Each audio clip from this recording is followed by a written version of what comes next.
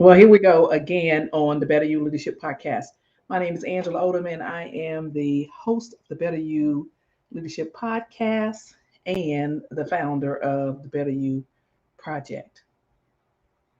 So, we have um, just one question for you. Did you learn anything in the past 12 months? Did you learn anything in the last 12 months? All right. I seek to learn something new every day. I don't mind falling on my face, failing. I don't mind being rejected. I don't. I just don't think of uh, failing as your issue. Is my learning opportunity. It's an opportunity for me to grow. Right. So I think falling down and not getting it right the first time, even the second or the thousandth time, is part of the growth and development process. So, this is the new edition of an annual article I publish every year. It's a way for me to capture the most significant lessons I've learned during the previous 12 months. And so you can review those articles. Like I started in 2015, so 2015, 16, 17, 18, 19, and 20. And again, so this it would be 2021's version of that. And I think it's pretty interesting to just look back and reflect, right? You should do the same thing. Encourage you to do that. So I remain unapologetic about my thoughts on learning and winning. I simply, I don't believe we lose.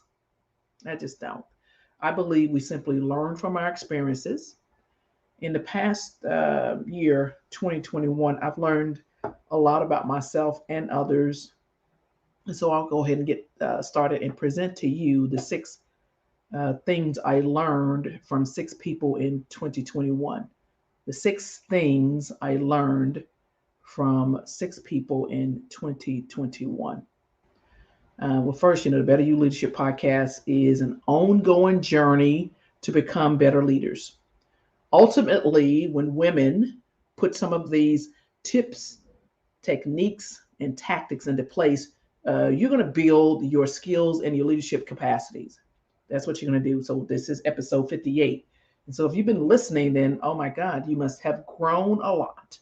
This podcast teaches women the nuances of personal development with the intent of earning more respect and more revenue, right?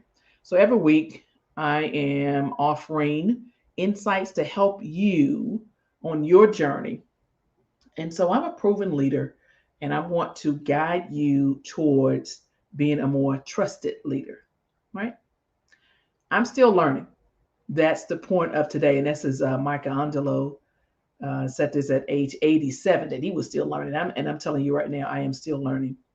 From 2019, just to go over this, the six things I learned from six people. The people themselves were Oprah Winfrey, Michelle Obama, Lori Fanning, Dr. Joe Dispenza, um, and of course, my favorite teenager, and then was it Nancy Pelosi in 2019. In 2020, last year, Jim Clyburn from South Carolina, U.S. House of Representative Joe Biden, our new president, right? And Kamala Harris, our the U.S. Vice President of the United States, and Rosetta Thurman, and then Yvonne Crawford, and again, my favorite teenager. And this year, just to go ahead and unveil the six things I learned from six people, even though they're not all people, right? So the first is the vaccinators, the people who vaccinate us, the vaccinators. Amanda Gorman, Colin Kaepernick, Sana Singleton Gregory, my two chihuahuas. It's two puppies. I'm going to count them as one. And I am a pet parent, right? Pet parent. Then my favorite teenager. So those are the six. And we'll go through them and I will share the lesson that I learned from them collectively with you, right? So each year, the U.S. Vaccinates about 140 million to 150 million residents against flu and all these other things, right? Uh, but what we're talking about now, and I just took this expert from an article I read, is it's more intensive, right? We're talking about um, 330 million people being in the mix.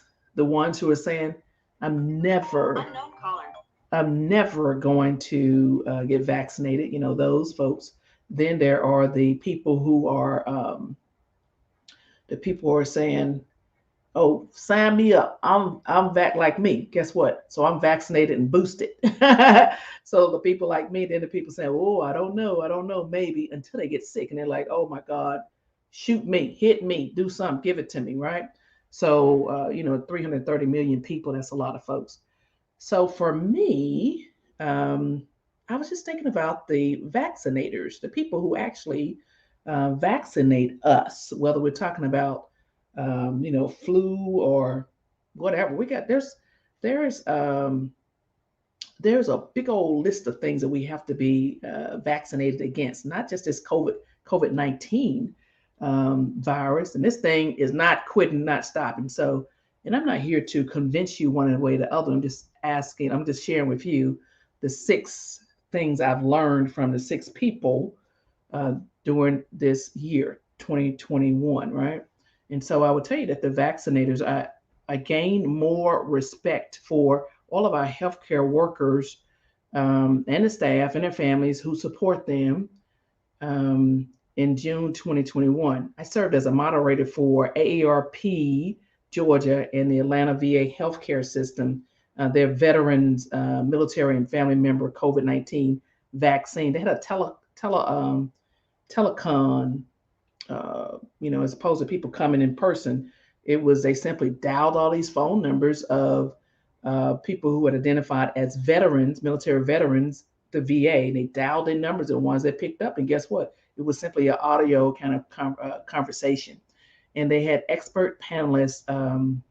They were Dr. Abir, I think it was Maana, and then Dr. Robert Gaines. I apologize for miss speaking his name, but they were amazing. They worked at the Atlanta VA and they gave a lot of information. They answered the questions about the COVID-19 vaccine, and it was just a really good event, right? And then the other part of that, what I learned, what I became aware of, is of course been vaccinated, getting shots. Served in the army for 27 years, and I'm like, God, we got shots all the time. I deployed to three separate combat zones, right? That was on combat environments, and they were shooting us in the butt, in the arms. I mean, both arms, just walking and getting shots. Didn't have any idea of what was in those shots, right? Got it. So we got vaccinated against whatever, and I'm vaccinated and boosted, right? And I'm unapologetic about it. Here I am. So I gained more confidence. I was going to get it anyway, but I gained more confidence in my initial choice to get vaccinated from this COVID-19 thing because um, I was just doing my research on different medical doctors and what they were doing and what they were saying, and I actually knew one as my sorority sister.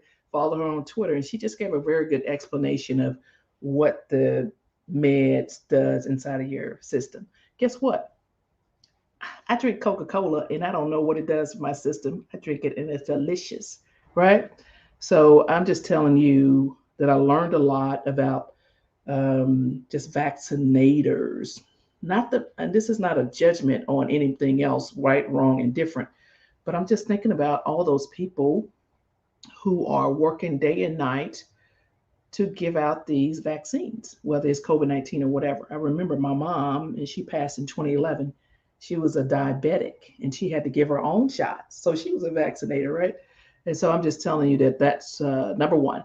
Learned um, that with all of your getting, get understanding. That was a lesson I learned from the vaccinators, right? With all of your getting, get understanding, because there's so much misinformation. And so just make sure whatever you decide to do, get a good information, right? Get good understanding, and stop listening to all these crazy people who don't have your best interests at heart, who are making bazillions of dollars off of this negative information. Number two, so number one is vaccinators. Number two is Amanda Gorman. So Amanda S.C. Gorman is an American poet and activist. Her work focuses on issues of oppression, feminism, race, marginalization, as well as the African diaspora. So she was the first person to be named National Youth Poet Laureate. Now, I learned of her rather, when she was reading her poem during the Biden Harris inauguration, presidential inauguration. Oh my God. Hey, Sam. And so I just tell you that I love the fact that she first started all of this, right? She first started because she had a speaking impediment. She had a speaking impediment. So speaking wasn't always easy for her. So she struggled with a speech impediment, and also something with her ears, her hearing, right? And so she had a challenge of saying R's, the letter R's. So what did she do? She started listening to Aaron Burr's song from Hamilton over and over, and it helped her master the R sounds. Of course, she had the support of her mom and her grandmother and sister also. And so she's like amazing to me. Harvard grad, author, model, all these things. So she's just worked so hard, right? And so that's the lesson I learned from Amanda Gorman is hard work pays off. Hard work pays off. She started this because she had a speech impediment. And now, boom, she is simply amazing. She's like a bright light. And I would love just to see her continue to flourish, right? And so the lesson I learned from Amanda Gorman is hard work pays off, right? And the next one is Colin Kaepernick. I was about to mess the man's name up. Colin Kaepernick. So he's an American civil rights activist and former quarterback. He played 6 seasons for the San Francisco 49ers in the NFL. And then in 2016, that fellow knelt. He knelt down, right? He asked some military folks, "Hey, how should I approach this? What should I do?" And they said, "Hey, kneel." And that's what he did. And it was like, bam, big bunch of foolishness occurred because of that. And so he was doing it to protest the police brutality and racial inequality. Let me say that again. Police brutality and racial inequality in the U.S., right? And so I'm telling you right now, I'm thinking this guy, he won. I'm thinking NFL 0, Colin Kaepernick 9,638. He won, right? I mean, he's got his own Netflix limited series. He's got ice cream. We just bought some ice cream the other day with his name on it, right? And all these other deals he has going on. So as much as money as he may have made serving, in the NFL. I know he had a contract at one time for 114 million. Got hurt, shoulder injury, some kind of thing, whatever. But I'm just thinking that his impact is much greater to not just San Francisco, not just in the U.S. I'm thinking the world. This fellow really started this thing. So for me, the lesson from Colin Kaepernick is to remain connected to your purpose. That's the lesson I learned from him, right? And so that's what I'm sharing with you, the 6 things I learned from 6 people in 2021, which is an article I write every year, right? I post it. And then Sana Singleton Gregory she actually passed away on May 27th of 2021. She's Clayton County. I live in Clayton County in Georgia, right? Clayton County Commissioner Sana Singleton Gregory. She championed the involvement of youth in political discourse, as well as more social and recreation opportunities for seniors. Like young people and seniors, she was all in all the time, right? So she was elected in August of 2006, sworn in as a District 1 commissioner in January 2007. She was diagnosed with ovarian cancer in 2016. Since then, she had become an advocate for the Georgia Ovarian Cancer Alliance. She encouraged women to understand the disease and know its early complications. And so she was my sorority sister and my commissioner, which means I voted for her. My son and I went to the polls and voted for her. Had a relationship with her, and I learned that consistency. I gotta think that wrong. Consistently teach the basics. Consistently teach the basics. And so that's what she did. She taught the basics of policy in her realm or role as a politician. She consistently taught the basics of ovarian cancer in her role as an advocate to provide information on that dreadful disease, right? So consistently teach the basics. That's what I learned from Sana Singleton Gregory, is to ensure that you're not talking all over somebody's head, that you're not, talking at them. Oh, by the way, she was a masterful listener. She was a masterful listener. And so she, other part of that, she's very kind, always very kind to me and my son. And I respect that so much. And it is a shocking loss for me and my family and for so many more. So consistently teach the basics. So when you are as a leader, and you are all leaders, right? As a leader, as you are talking to someone, you might not know their background or what their experiences are, but start with the basics. Give them the common thread first. This is what we're doing here. This is why we're doing it. This is the policy that impacts us. This is what we will accomplish during this time frame. Just focus on the basics, right? And get everybody on the same sheet of music first. And then, oh, by the way, what can we do? How do we go forward? How do we galvanize together? What's the end game? Focus on the basics.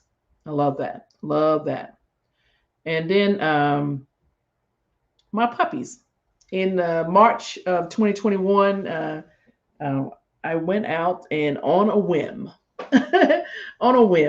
my son he was 15 at the time, in all of his life. I mean, he's 16 now, but the fellow had been asking for a dog since he could talk, right?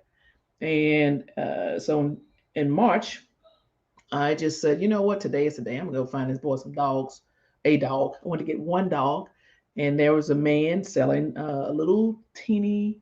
They were little teeny.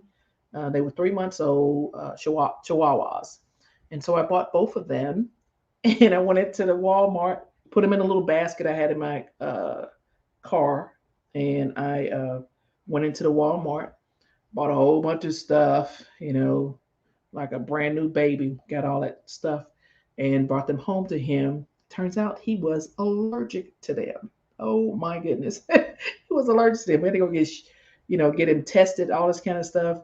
And so we moved him down to the garage. He begged me not to give them away. I was going to sell them, not give them away. I paid for them. But anyway, so now he knows what to do to keep himself safe and all that kind of stuff. And he does not have any dangerous reactions. It is just to stop the nose and all that kind of stuff. So now, I don't know if after a few months he had gained some kind of immune to them. I don't know, but he didn't have that same issue anymore. Initially it was like his eyes were all red and runny, and his throat was itchy, and he was constantly, all that kind of stuff, clearing his throat. And so we figured out what to do, and we did it. And I will tell you that the lesson I have learned from the puppies, and their name is Sally and Sam. And they just turned 1, right? I don't really know, their actual birth date. I was told they were 3 months old, so we backed that up. And I gave them the birthday of my deceased brother, which is December 11th. We celebrated on December 11th their 1 year birthday, right? Had a little puppy birthday party. That's I've just never been a dog person, never been an animal person, and oh my God, I've gone overboard. You hear me? So what I've learned from Sam and Sally is to enjoy life and to explore life. I mean, they will in the backyard go digging their little nose all brown because they digging in the dirt. Squirrel poop. They go and they're gonna go and explore. So that's what I've learned from them. Just enjoy, stay in the moment. Don't take life so serious, and give love, and you're gonna get it back. And my goodness gracious, they are such a joy. So that's the lesson from Sally and Sam: is to enjoy life, explore life, enjoy life, right? And then last but not least is my favorite teenager. So the lesson I learned from him this year is struggle is a part of the growth process. Like like you have a mom like me, helicopter mom, attempting to help with everything, wake you up in the morning, make sure you have everything, talking to the teachers, all this elementary and in middle school. And then when he got to high school, I was like, what the hell? What's that going to look like when he's out of my house in the next couple of years? I'm not going to his college dorm room and wake him up. I'm not doing that. So, big changes over the last 2 years. And I will tell you that we both struggled because I still want to feel needed and helped. And at the same time, I'm like, hello, this is, hey, he going to get it or fall flat on his face because, again, failure is a part of the process. And for him, I will tell you at the end of 2021, he has risen to the occasion and struggled in some parts in his grades, attitude, confidence, his overall outlook on life in the midst of all this foolishness that's going on in our nation and the amount of times that media is all over him. Guess what? He came in to me the other day and he said, Mom, I just deleted my Instagram account. And I looked at him, so, okay, what does that mean? He says, I don't need that. I have no idea what that, why he did it or what he thinks he's going to gain from it. I just know that he's making his own decisions without his helicopter mom. And I believe that all those things are tied together of me not hovering so much. Still there, of course. But I'm just telling you that the lesson I learned from my favorite teenager is struggle is part of the growth process. Struggle has to happen in order for you to grow. And so there you go. So that is 6. So the 6 things I learned from 6 people in 2021. That's the recurring once a year article that I've written since 2015 or 2016, one of them. And I tell you that I feel I feel enlightened. I feel light. I feel light as we move into 2022. I feel light, right? I feel light because I definitely have learned so much from so many people, more than the 6. But these 6 things in particular have lightened my load. I see you. So I'm telling you, I see you and I appreciate you. And definitely, I'm wishing you more, like more of the things that's going to be good for you, more of the things that you want, more of the things that you need, more of the things you desire. I'm wishing that for you, more of those things. We are having, we as in me, right? Women's 3-hour leadership intensive, right? We're 60 days out. It's February 26th. It is a virtual event. It's time for our next round. So, ladies, let's focus on you so you can lead them, right? And so it'll take place, it'll be from 10 a.m. Eastern Time until 1 p.m. Eastern Time. It's going to take place over Zoom. And that's a Saturday. And we'll do 3 hours and make sure that you prepare your strategy, your leadership strategy for the remainder of the year. That's what we're doing. So you want to get more information for that, then you just go to thebetteryouproject.com, women dash leadership dash intensive. I got them dashes. Make sure you put them dashes in there, right? Thebetteryouproject.com/women dash leadership dash intensive. Put those in there. And for the folks who are saying, you know what, I think I need more one-on-one with you, Angela. I want more one-on-one with you. Go to angelaodom.com/leadership capacity, leadership capacity, and make sure that we can focus on you becoming a better leader in 100 days. That's a private one-on-one coaching program that I have. And so you can schedule a fit session with me, and that's what it is, fit. Let's see if we are a good fit to work together. And I'll tell you about the program. Again, that's angelaodom.com/leadership capacity. So the Better You Leadership Podcast, hosted by me. I'm a proven leader, Angela M. Odom. Teaches women, right, the nuances of personal development with the intent of earning more respect and revenue. And we'll make sure that you, wherever you are, right, wherever you're listening to the podcast, make sure you're going to, your Apple Podcast, your Spotify podcast, or Google, or even Amazon Music. Make sure you go in and you subscribe so you don't miss any of the episodes. And oh, by the way, what am I asking you to do? I'm asking you to go to, whether you listen to it on Google, Amazon, Spotify, or Apple, is to make sure you go and give me a rating of 5. Rating of 5. Let me playing around with 4, 3, no foolishness, 5. And then make sure you put something positive when you write me a good review, right? But make sure you, at the very least, do a rating of 5 and then write me a good review. All right, with that said, you have an amazing day. My name is Angela M. Odom, and as always, I am rooting for you. I am rooting for